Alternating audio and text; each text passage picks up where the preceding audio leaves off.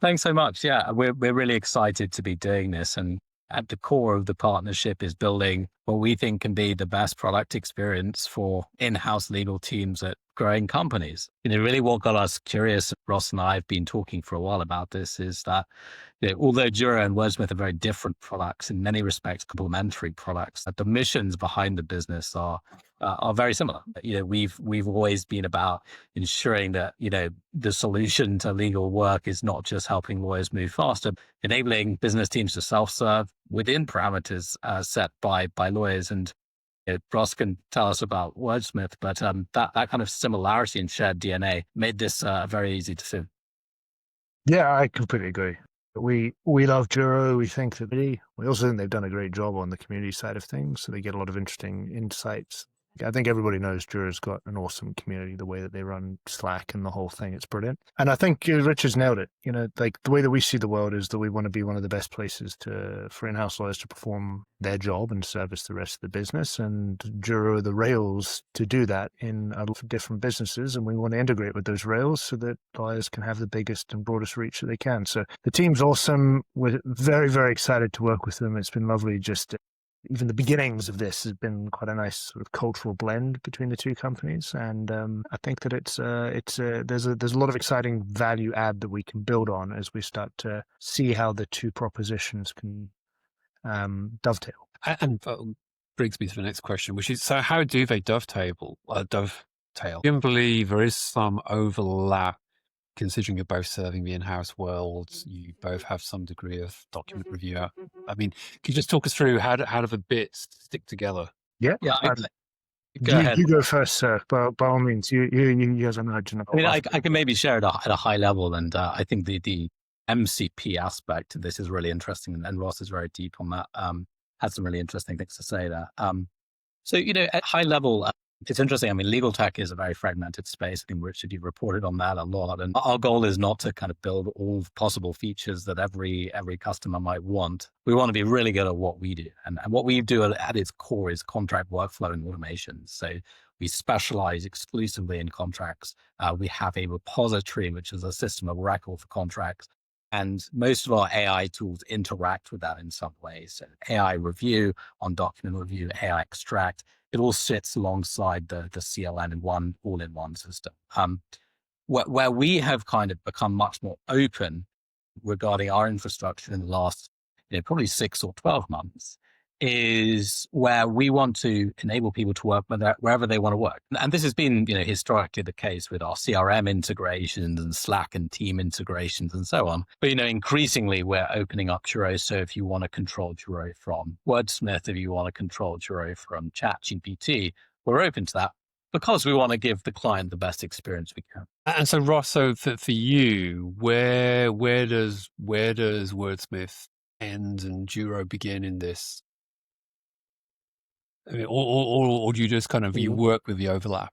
So look, there will be at times some of the, I don't know, maybe 10-20% of what we do will overlap, and in some cases, I think that's quite healthy. Some teams will want to do it in one place, some teams will want to do it in another. There's an overlap at the moment between nearly every single product in legal tech. Crisp boundaries is a barrier to a much bigger prize, which is creating products that integrate with an ecosystem. And I think if you're working specifically with the in-house, the reality is that people have a stack. They have other products, they have tools, they have different places they're going to store their knowledge, they have different messaging tools, they have different, all sorts of things. And we're very open about that. We're launching all sorts of integrations. We want our system to be able to plumb into all of those. And Juro is an awesome product for a segment of the market that are extremely happy with what they get from it. And we'd love to be a part of that workflow.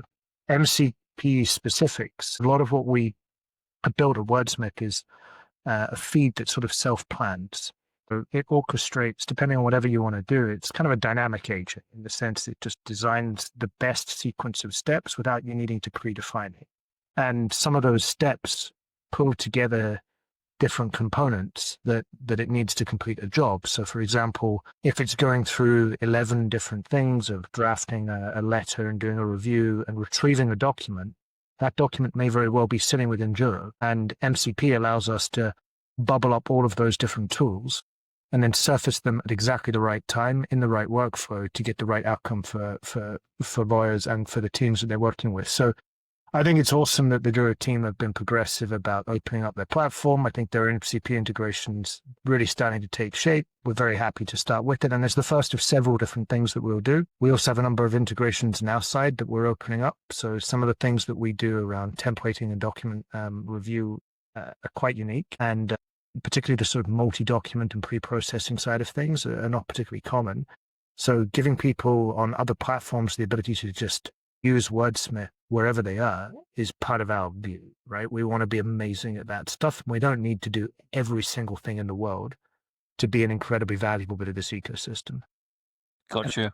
I think briefly to add it, in layman's terms as well, for the MCP, you can think of it as kind of a USB-C port between two AI applications, and without going into the kind of technical specifics of it, I think that's the thing that's really different here. So, I mean, Juro's had the ecosystem for a while, and we've had, other companies build inbound integrations that have mostly been about field merging and pulling webhooks for notifications, kind of quite standard. I think this is very different, where actually there's also like what you can do with this is so powerful that it opens up a whole new stack of value for sure. Gotcha. So just a couple of last questions. One, which I'm sure everyone will ask, is this like a kind of pre-merger?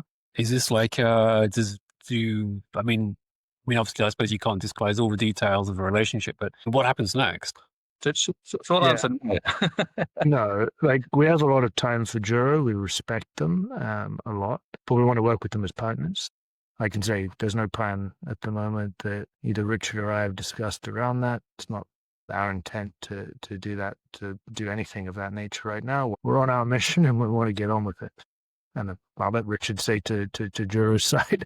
Yeah, absolutely. No agenda. I think this is, again, something we love in the Wordsmith DNA, which is like the goal is to build an amazing product. Yeah, exactly. That's the goal. And, I think often you see these sort of strategic partnerships and alliances, all about, trying to lock in customers or get some advantage in the market. I think it's like super refreshing, the discussions we've had with Wordsmith team, which are, you have customers who want it. We believe together we can be more powerful. We can deliver more value. In my experience, we do that. And in legal tech, I think that there's a real need for just great UX and great experience. You do that, all kinds of opportunities can open, but there's no agenda behind this other than just to increase the customer value.